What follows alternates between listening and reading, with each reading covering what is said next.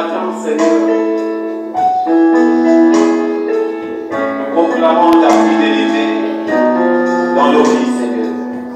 Nous proclamons ta fidélité en ce lieu.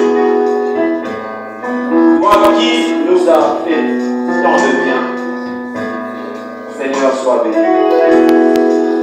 Seigneur, sois élevé. Seigneur, reçois la gloire en ce lieu. Reçois la gloire des dieux.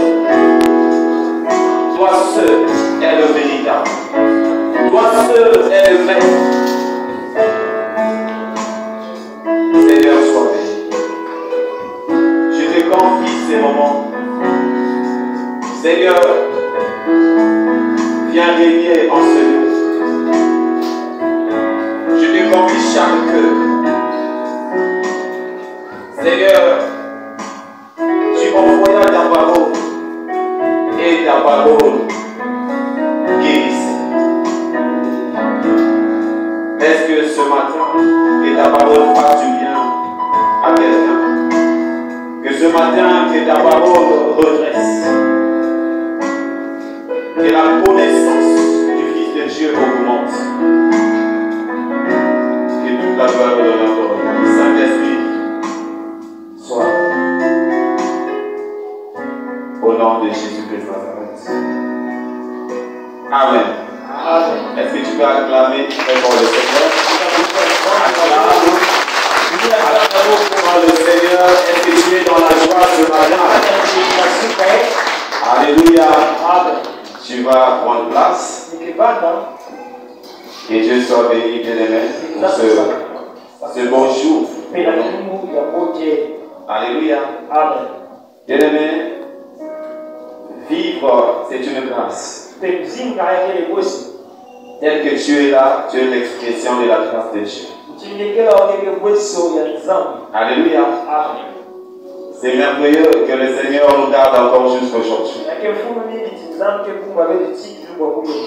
C'est vraiment merveilleux. Voilà pourquoi tu dois toujours être reconnaissant envers ce bon Dieu. Ce Dieu merveilleux qui te garde, qui te protège. Va visiter un peu à l'hôpital, bien-aimé. Pas seulement au couloir des bâtiments du CHU. Tu vas entendre les cris à chaque fois. Et si nous sommes là, c'est la grâce. Pour cela, j'aimerais que tu acclames encore très fort le Seigneur. Alléluia. On veut encore nous parler. Pour ceux qui ne me connaissent pas, je suis votre frère Michel. Michel Timothy. Alléluia. Amen. Que Dieu soit béni. Et donc ce matin, je suis dans la joie d'être encore là devant l'église pour partager la parole de Dieu. C'est une grâce pour moi. Et je bénis Dieu pour mon pasteur qui a permis que je puisse parler au peuple de Dieu. Alléluia. Donc je bénis le Seigneur pour ça. Et je t'encourage toi aussi qui es là ce matin. J'aimerais te dire que Dieu bénit de Dieu. Ce matin tu as fait le bon choix. Tu as choisi le bon côté ce matin. Tu n'as pas préféré rester à la maison comme les autres. Mais tu as aimé venir dans la présence de Dieu. J'aimerais te dire que la bénédiction de Dieu est sur toi. Jésus a dit à Marie qu'elle avait choisi la bonne part. Et j'aimerais te dire, toi aussi, tu as choisi la bonne part. Alléluia. Et cette part, tu ne te seras jamais ôté. Tu es une créature merveilleuse. Alléluia. C'est toi le choix de Dieu. Donc je t'encourage. Que Dieu soit béni. Donc ce matin, j'aimerais partager la parole de Dieu avec vous sur un thème. Le terme de ce mois, c'est le juste vivra par sa foi. Le passage de l'ancien Michael ici là le mois passé, il nous a beaucoup parlé de la foi. Et à toute fois on parle de la foi. Mais ce matin je voulais compléter quelque chose. Les éléments nécessaires pour ajouter à notre foi. Et ce matin, je vais parler juste de 3 éléments. Alléluia. Les éléments fondamentaux. Donc, sans plus tarder, nous allons prendre nos Bibles dans le livre de 2 Pierre.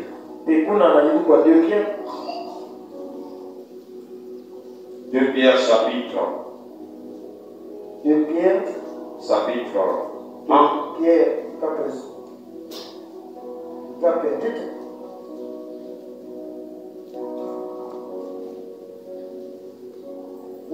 Pierre chapitre 1, le verset 3, à partir du verset 3.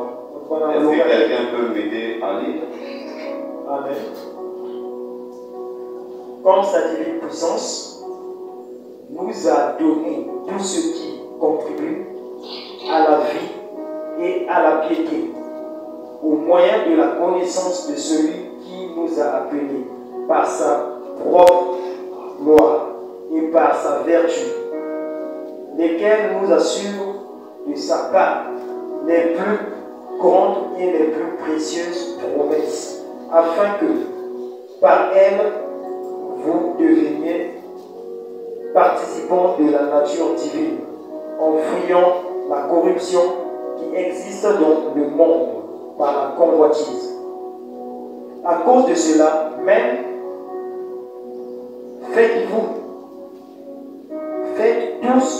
vos efforts pour joindre à votre foi la vertu, à la vertu la science, à la science la tempérance, à la tempérance la patience, à la patience la piété, à la piété l'amour fraternel, à l'amour fraternel la charité.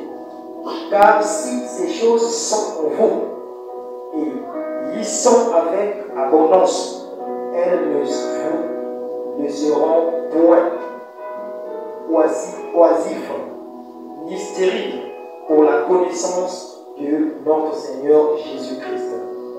Mais celui en qui ces choses ne sont point est aveugle. Il ne voit pas de loin. Et il a mis en oubli la purification de ses anciens péchés. C'est pourquoi, frères, appliquez-vous d'autant plus fort à affermir votre vocation et votre élection. Car en faisant cela, vous ne broncherez jamais. C'est ainsi, en effet, que l'entrée dans le royaume éternel de notre Seigneur et Sauveur Jésus-Christ vous sera pleinement accordée. Amen. Amen. Est-ce que tu peux acclamer la parole du Seigneur? Bravo Seigneur. Bien-aimé, c'est comme j'ai dit que la foi, nous connaissons déjà ce que c'est la foi. Alléluia. Amen. Et j'aimerais dire que tel que nous sommes là, si je ne me trompe pas, chacun de nous a la foi. Alléluia. Chacun de nous a la foi. Si tu as quitté ta maison, tu es venu en ce lieu, ça veut dire quelque part tu crois qu'il y a un Dieu. Alléluia. Si tu as pu acheter la Bible un jour, parce que tu crois que la Bible est la parole de Dieu. Donc à la base, chacun de nous possède une foi. Alléluia. Et cette foi, nous l'avons reçue lorsque nous avons écouté l'évangile. Ça, c'est la foi qui est la base qui nous permet de devenir enfants de Dieu aujourd'hui. Alléluia. Parce que pour devenir enfant de Dieu, il faut croire en Jésus. Et lorsque nous avons écouté parler de Jésus, la Bible dit que la foi vient de ce qu'on entend. Et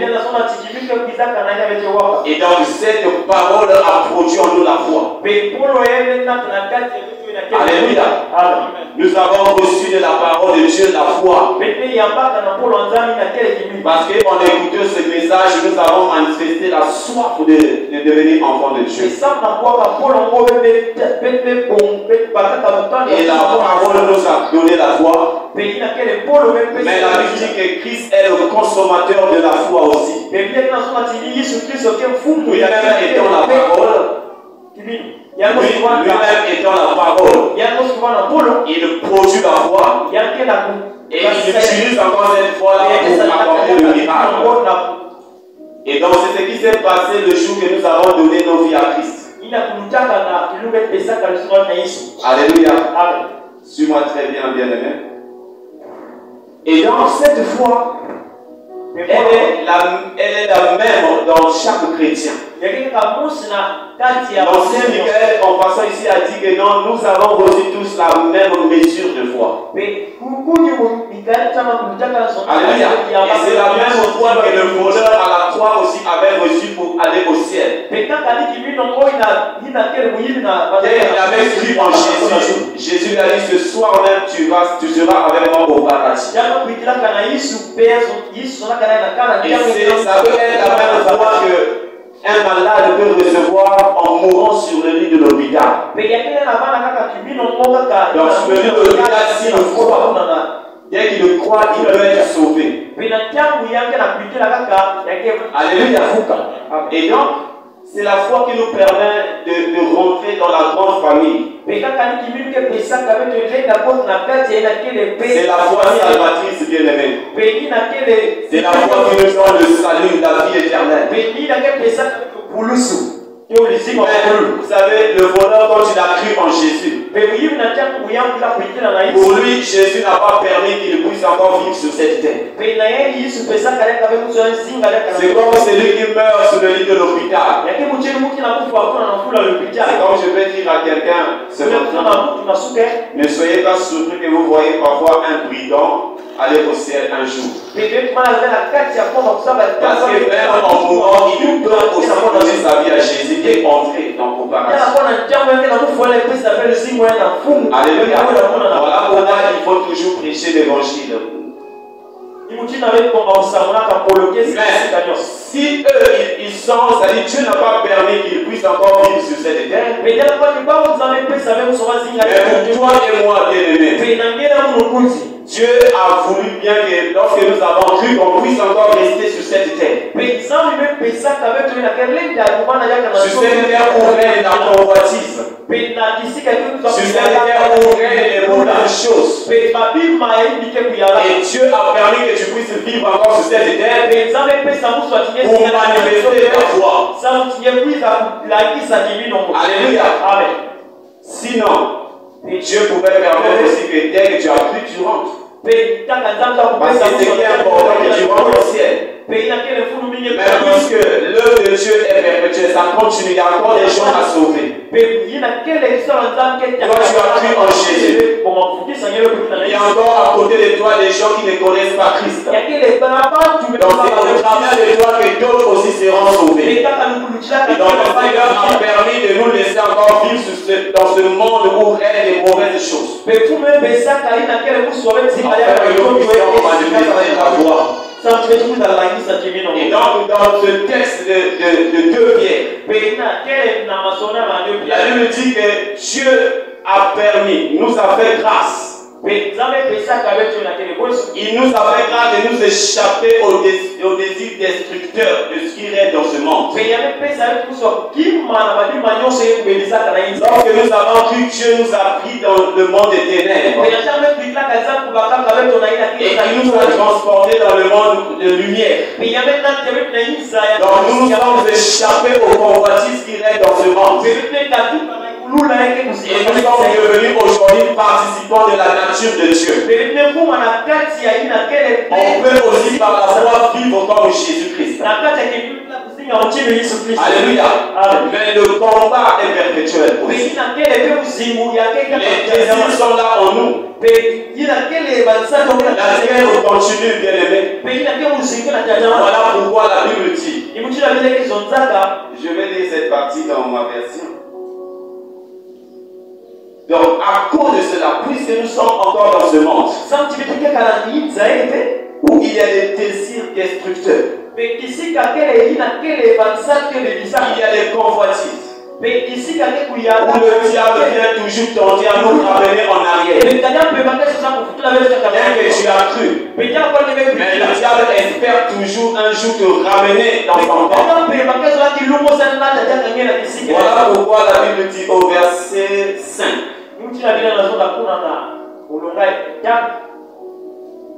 Pour cette raison même, faites tous vos efforts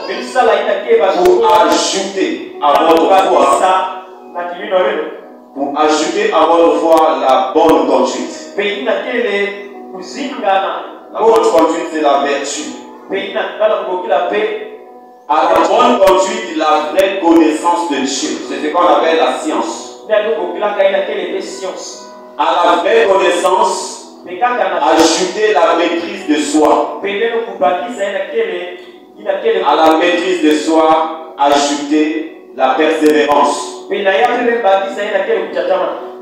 La persévérance, à la persévérance, il faut aussi ajouter la piété ou l'attachement à Dieu.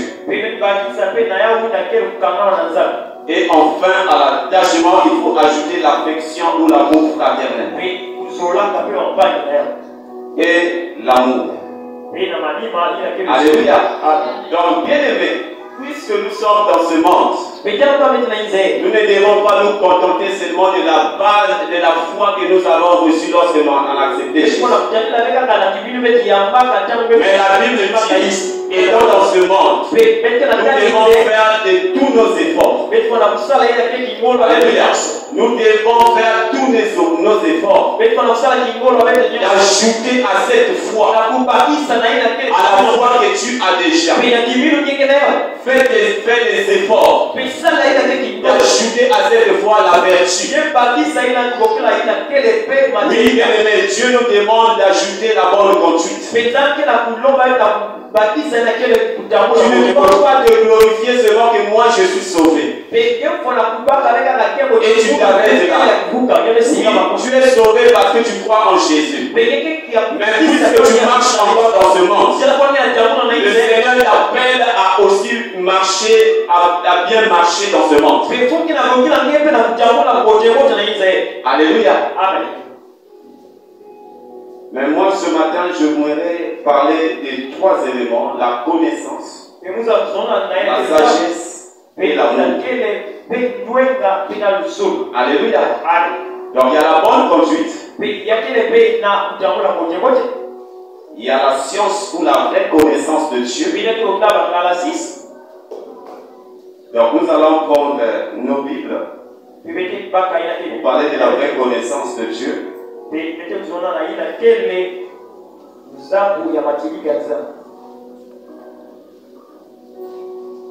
Hébreu est comme Jean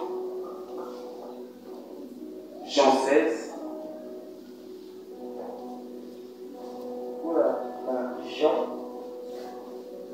Jean 16 à partir du verset 13.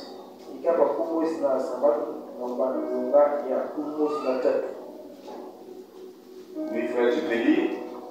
Donc, la vraie connaissance de Dieu, on doit ajouter la science ou la vraie connaissance de Dieu. Jean 16, à partir du verset 13. Quand le consolateur sera venu, l'esprit de vérité, il vous conduira dans toute la vérité, car il ne parlera pas de lui-même, mais il dira tout ce qu'il aura entendu.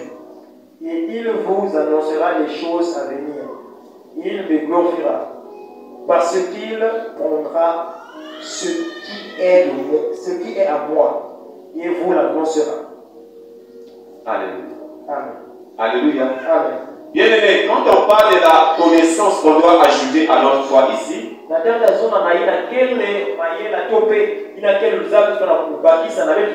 je ne parle pas de la connaissance comme la lettre. Alléluia. Je ne parle pas de la connaissance comme la simple lettre. Dans ma version, j'ai dit ajouter la vraie connaissance. Nous sommes des enfants de Dieu. Assumons-nous, nous connaissons aussi la Bible. Nombreux parmi nous peuvent citer même tous les versets qui sont là. Nous connaissons par cœur les histoires bibliques. Alléluia. Mais la connaissance dont on nous parle ici, là, il s'agit de la connaissance révélatrice de Dieu. Alléluia. Il s'agit de ce qu'on appelle le réma. Ça veut dire derrière ces écritures, il y a une vérité qui se cache. Alléluia. Il y a beaucoup de chrétiens aujourd'hui qui se glorifient avoir connu Dieu. Il y a des gens qu'on peut appeler aujourd'hui les docteurs de la loi. Alléluia. Ils peuvent impressionner même dans tous les versets bibliques. Mais quand tu vois sa façon de faire, tu es même étonné, est-ce que celui-là connaît le Seigneur? C'est une personne qui a la lettre, mais il n'a pas la révélation de ce qu'il dit. Alors la connaissance qu'on doit ajouter à notre foi, il s'agit de ce qui est caché derrière ce qu'on lit. Quand le consolateur sera venu, le Saint-Esprit, il vous annoncera. Il vous conduira dans toute la vérité. Alléluia. Alléluia. Bien aimé, tu dois le comprendre.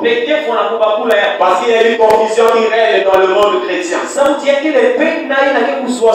Tu vas voir quelqu'un qui va te dire que je connais le Seigneur. Même sur le champ de l'évangélisation. Tu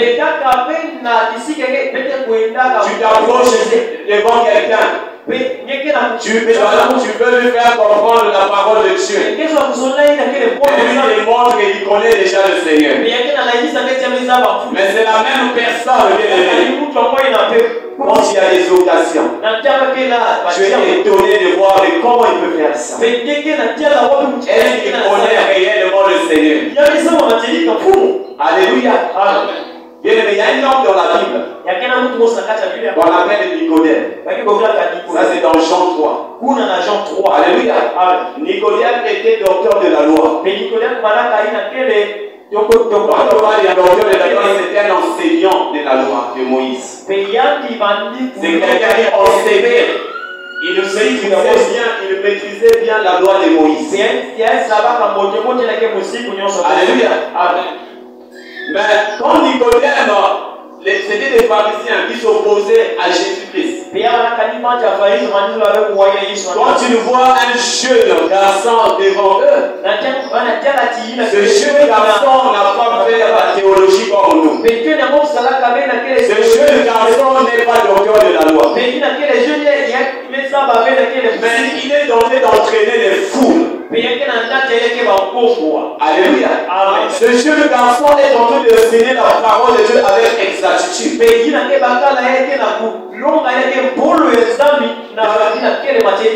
Il se tourne même de la connaissance que Jésus avait. Les pharisiens se posent même des questions. D'où lui vient cette connaissance? D'où lui vient cette sagesse? Un jour, Nicodème a pris son courage. Alléluia. Il est venu voir Jésus de nuit.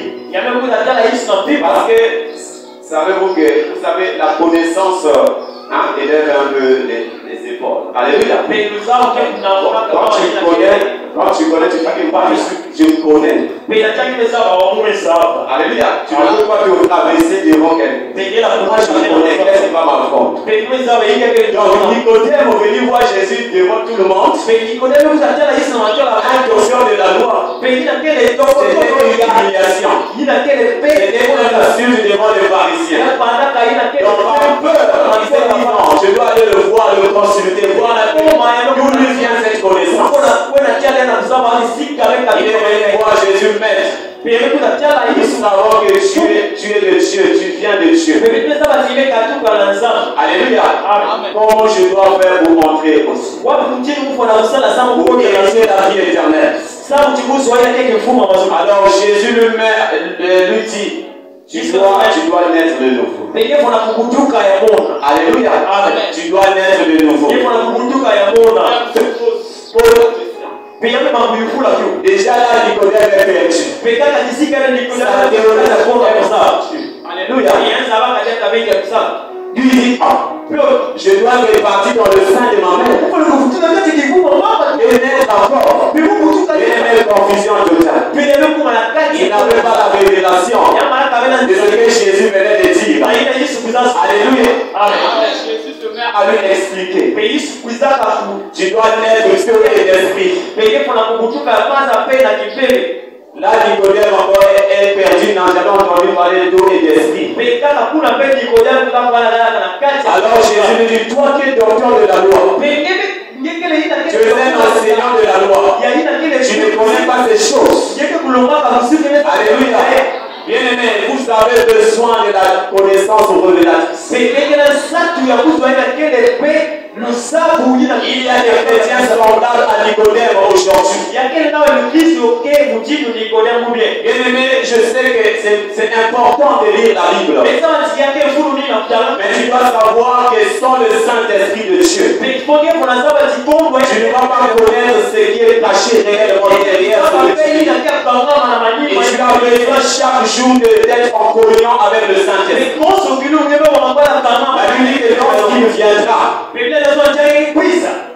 il vous conduira dans la vérité. Alléluia.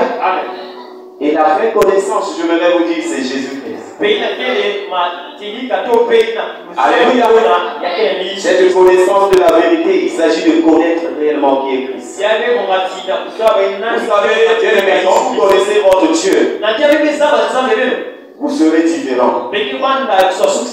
Vous n'allez pas trembler. Beaucoup de chrétiens aujourd'hui là, ils se disent que je connais le Seigneur.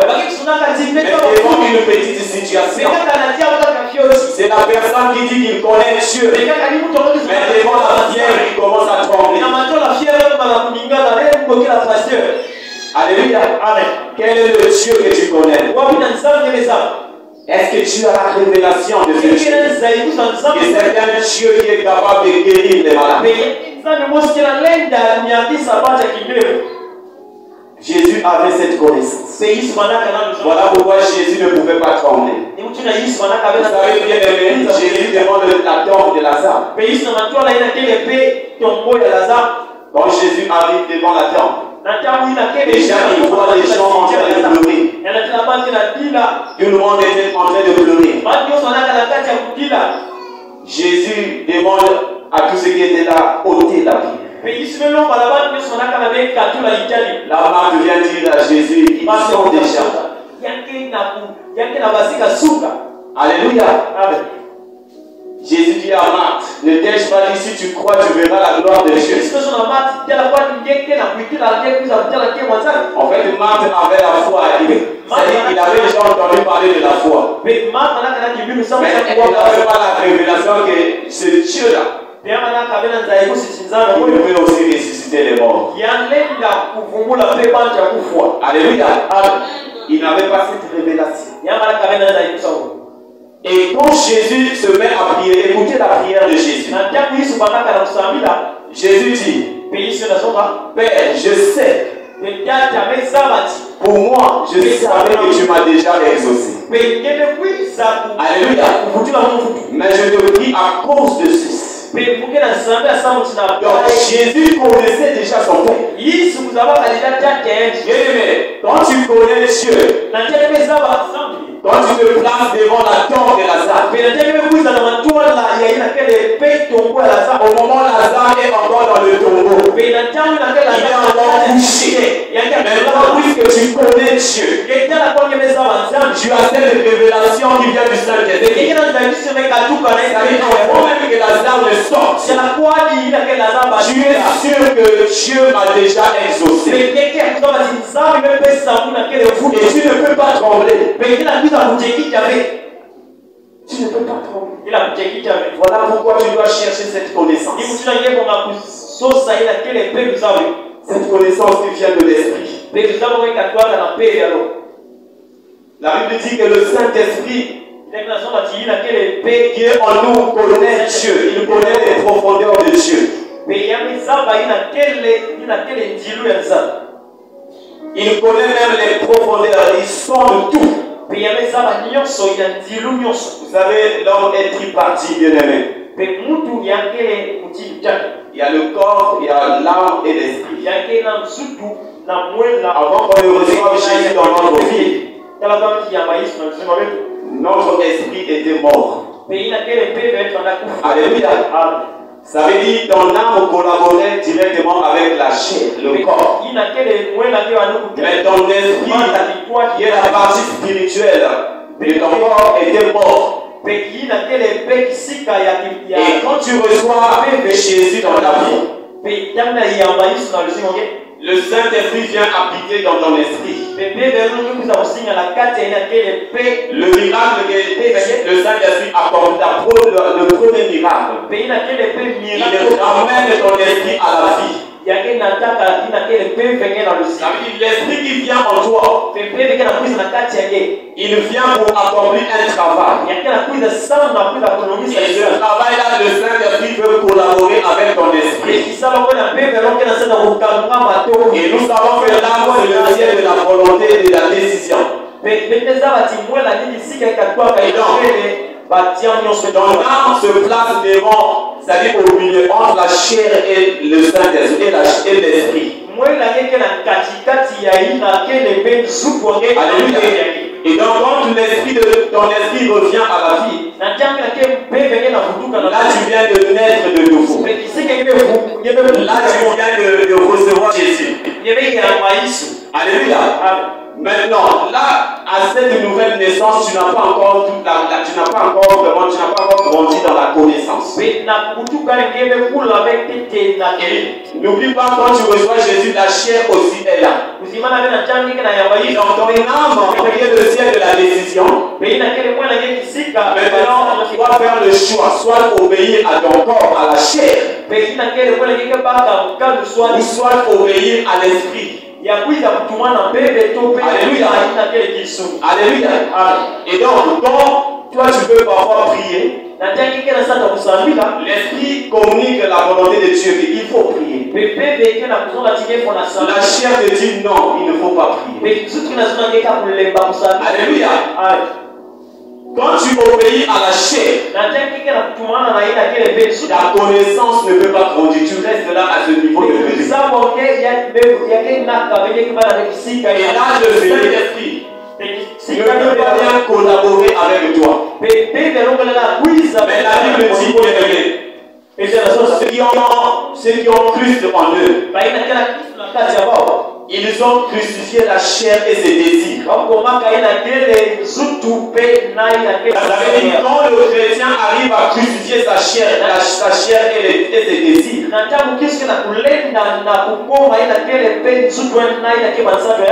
alors là, le Saint-Esprit peut bien travailler avec ton âme. Et c'est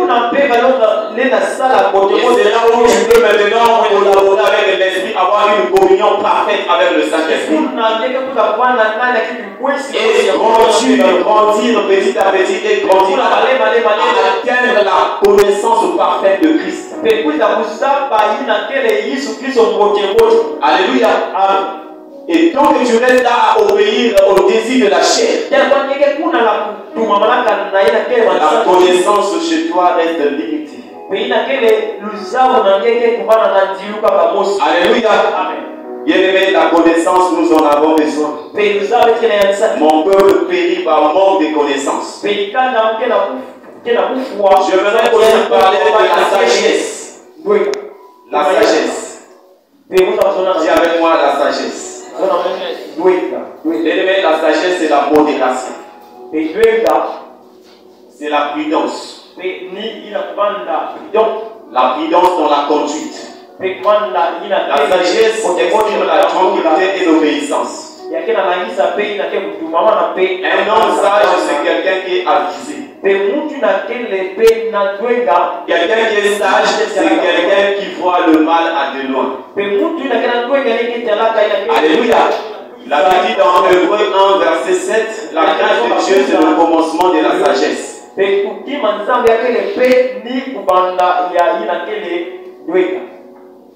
Et donc la sagesse, c'est un élément important qu'on doit ajouter à notre foi. Nous devons avoir la sagesse dans notre conduite. Quelqu'un qui est sage, bien aimé, il sait là où placer son pied. Alléluia. La sagesse dans la façon de parler. Vous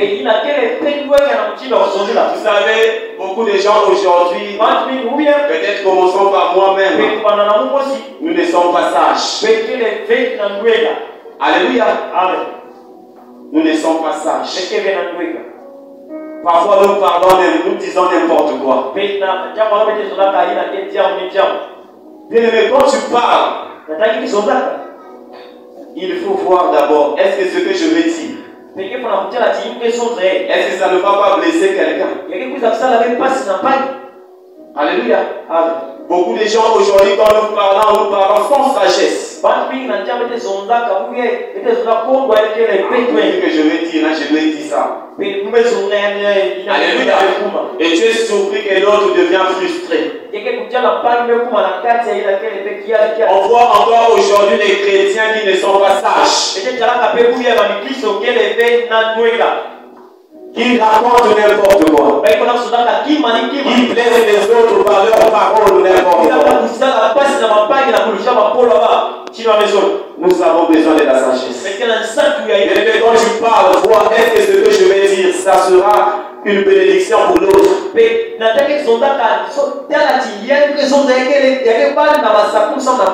Alléluia. Oui, tel que nous sommes là, bien aimés, nous sommes tous souffrants. Mais il y a aussi la notion d'âge qui compte, bien aimé. Et quand tu parles, sache que non, celui-là, il mérite un peu de respect. Dans la façon de parler, nous devons être sages. Et je vais parler aussi de la sagesse dans la conservation. Alléluia. Il y a beaucoup de bénédictions que Dieu nous donne. Mais nous les gaspillons facilement par manque de sagesse.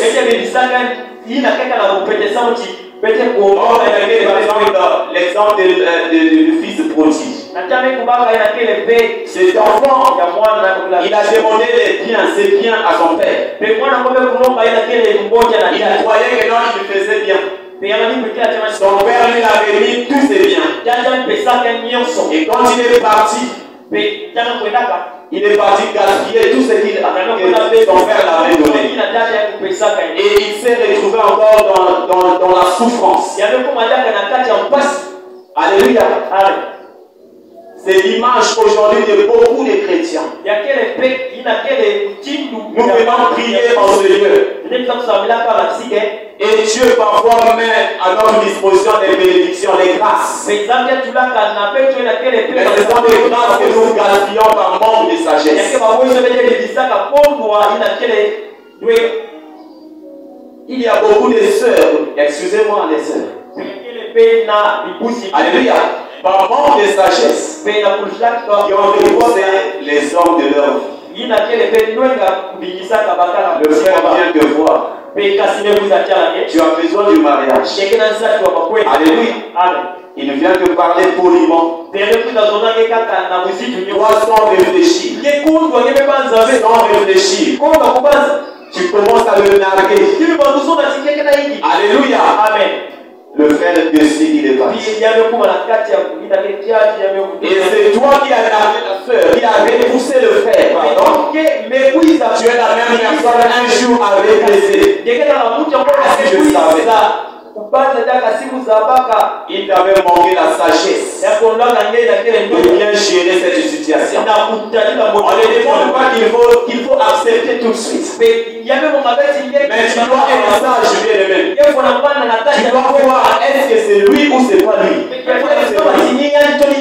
Ça veut dire que tu as besoin de réfléchir, d'aller prendre un pied, de gérer cette situation avec sagesse. D'aller voir les hommes sages, les hommes de Dieu. Moi j'ai telle situation. Mais toi tu regardes le frère de la tête en bas.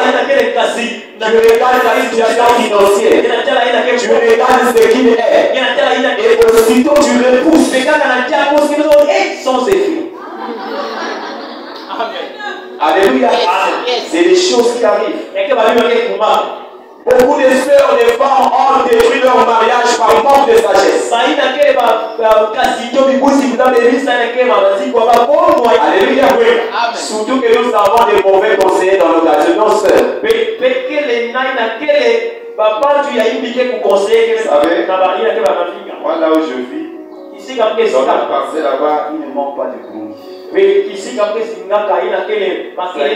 Rester là, les gens ne font que se discuter. D'où j'avais même dit à ma femme et les enfants, restez à la maison, ne sortez pas. C'est-à-dire quand tu entends des choses, quand les gens ont des oreilles, tu entends des choses, tu dis que mais vraiment, des mauvais conseils. Si un mari blague avec toi, la soeur, il ne faut pas blaguer avec vous. Et c'est des choses comme ça, tu gardes ça, tu reçois. Et un jour quand le mari fait un faux pas, tu dis de toute façon il y a l'émancipation de la femme. Je dois lui montrer aussi que moi je suis là. De toute façon je ne peux pas chômer. Mais passant, il y a beaucoup de gens qui me cherchent. Et par manque de sagesse, je ramasse tout ce que tu as, tu vas chez toi. Tu croyais que c'était facile, tu arrives dans la maison des parents et tu commences encore à regretter le foyer. Bien aimé, quand tu écoutes le témoignage de la femme de la madame Ouattara, cette femme musulmane, je conseille à nos sœurs d'écouter beaucoup ce témoignage. Elle n'était pas chrétienne, mais musulmane. C'est-à-dire qu'elle avait une sagesse, tu ne peux pas, c'est-à-dire incomparable. Elle était maltraitée, cette sœur. Déjà, elle était stérile. Elle n'avait pas de trompe. Donc le mari n'avait pas d'espoir que cette femme peut me donner des enfants. Et donc son mari a fait le tout possible pour chasser cette femme. Mais puisque selon la coutume, le mari ne pouvait pas la chasser comme sans raison. Et donc le mari cherchait le moyen de chasser cette femme. Et donc quand le mari vient pour provoquer la femme appelait toujours son mari d'entendre. Dans ce que tu fais là, tu as raison. Alléluia. Le mari est arrivé même à prendre une femme dehors, emmener dans la chambre, juste dans le lit conjugal. Elle a supporté tout ça. Jusque même parfois, on prend de l'eau, aller donner à ceux qui sont dans la chambre. Tu as raison, la faute me revient. Une sagesse, vraiment, tu ne peux pas comprendre. Merci, c'est aujourd'hui, bien aimé. Alléluia. Et vous connaissez la suite de cette femme. Cette femme a beaucoup souffert. Elle a beaucoup souffert. Jusqu'à ce que le Seigneur est apparu à cette femme. Par cette femme, le mari là avait été gagné en Jésus. Cet homme était mort un jour. Et c'est cette femme qui avait ressuscité. C'est-à-dire, cette femme est partie ressusciter son mari à la mort. Et cette femme, vous connaissez l'histoire, Dieu l'avait récompensée. Elle avait eu au moins 15 enfants. Donc, elle a pu conserver son foyer. Mais si c'était toi et moi, on gaspille la bénédiction, les grâces. Par manque de sagesse, beaucoup de gens aujourd'hui sont rentrés dans des liens compliqués.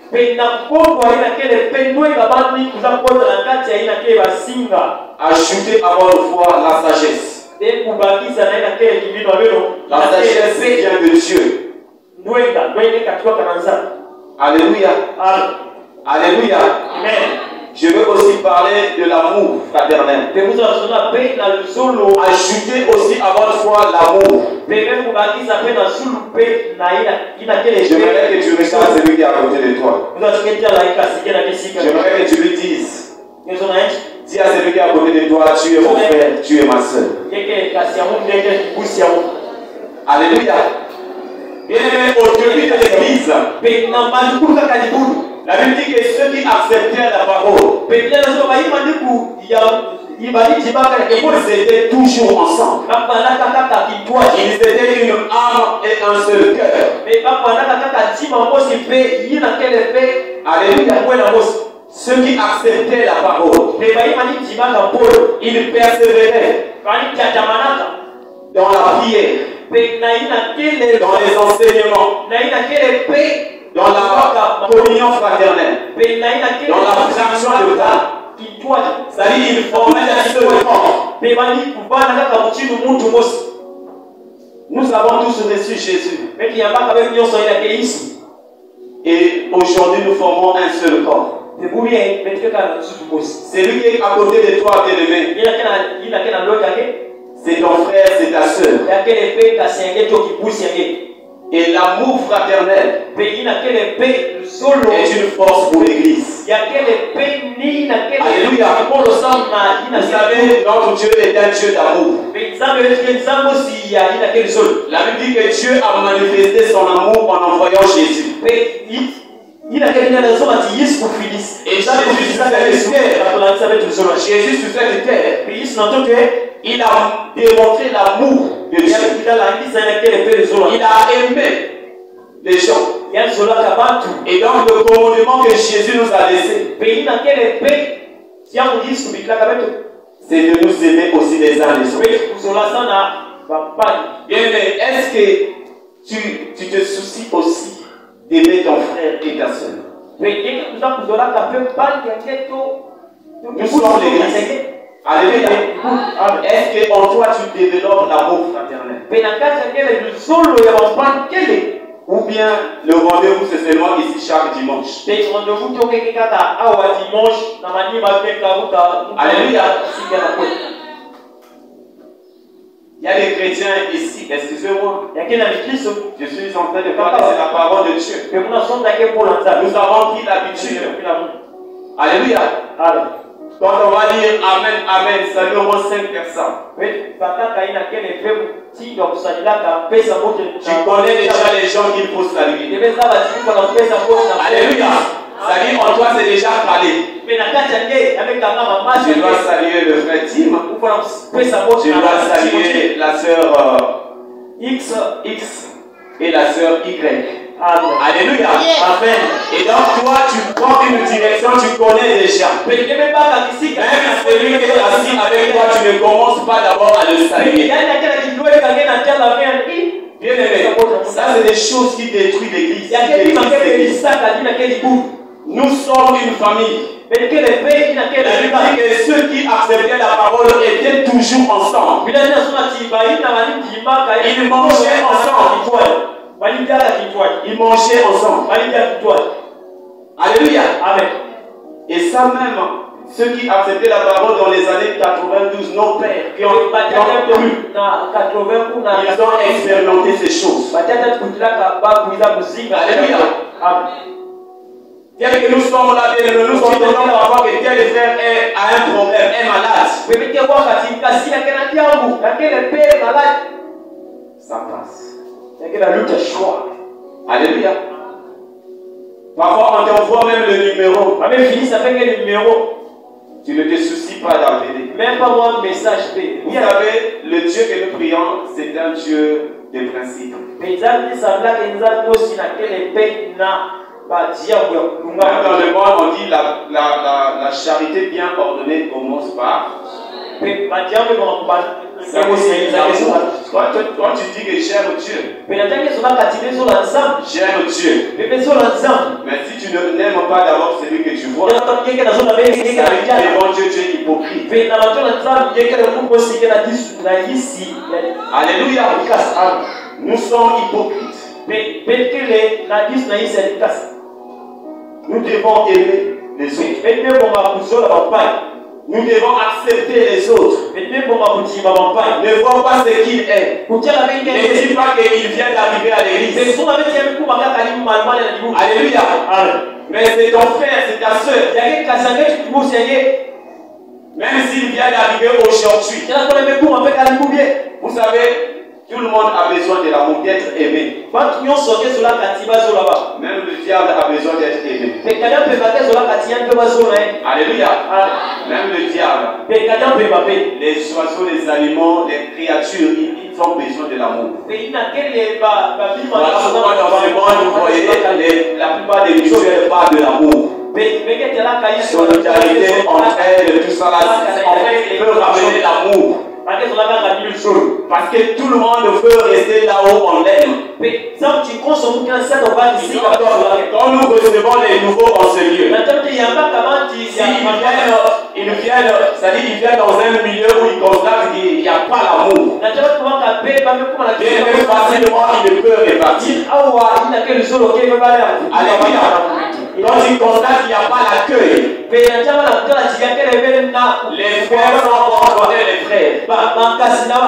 Le frère Tim est toujours avec le frère Ross. Moi je suis désolé. On ne s'approche pas des autres. C'est l'attitude tue l'église. Et parfois le frère peut disparaître. On ne demande même pas qu'est-ce qui fait qu'il nous fait, puisqu'on ne connaît pas aussi. Même à son nom, tu ne connais pas. Tout le monde a besoin d'être aimé.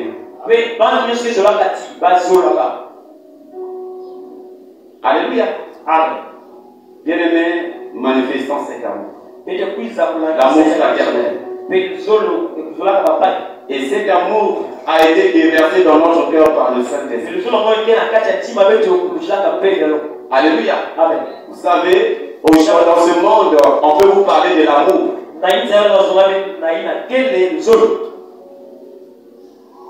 Il le parle selon le monde.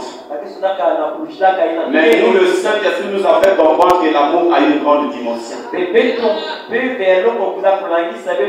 Dans 1 Corinthiens 13, la Bible dit que l'amour que nous avons reçu, c'est un amour qui est patient. C'est un amour qui n'est pas envieux. C'est un amour qui ne fait point de mal. C'est un amour qui ne soupçonne point. Alléluia. C'est un amour qui croit tout. Et c'est cet amour que nous devons manifester au milieu de nous.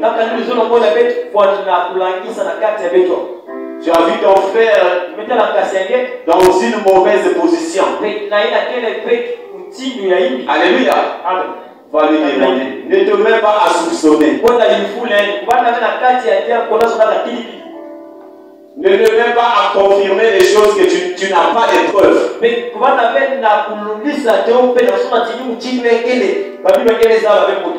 Alléluia. N'écris pas ça sur Facebook. Mais si tu aimes ton frère, va voir ton frère et parle avec ton frère. Cet amour, c'est ça qui emmène le Saint-Esprit à agir puissamment au milieu de nous. Et la Bible dit que si ces choses demeurent en vous abondamment, nous serons très actifs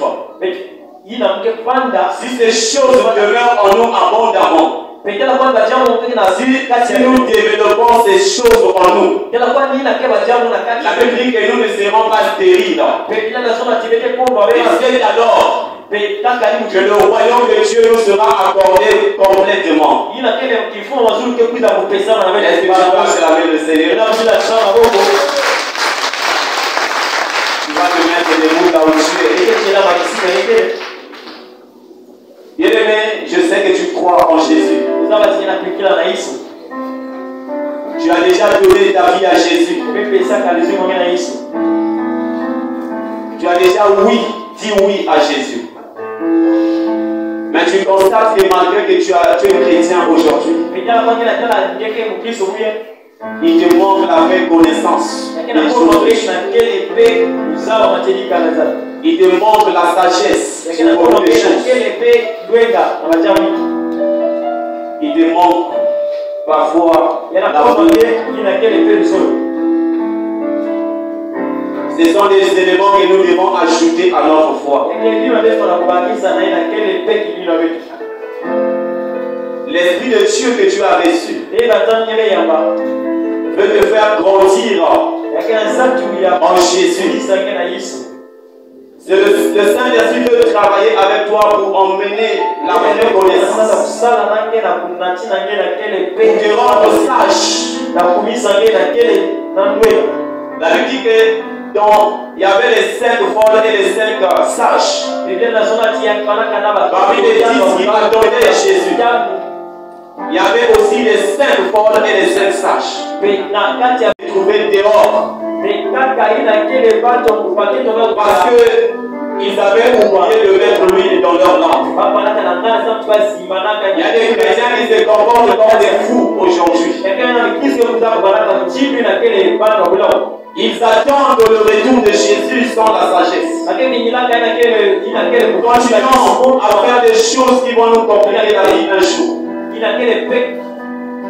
Ce matin, je voudrais que tu puisses encore dire au Saint-Esprit. Je voudrais que tu puisses encore dire au Saint-Esprit. J'ai besoin de développer en moi ces qualités. J'ai besoin de développer en moi ces qualités. Je ne veux pas me retrouver dehors comme ces 5 folles. Je n'ai pas besoin de rester stérile dans le spirituel.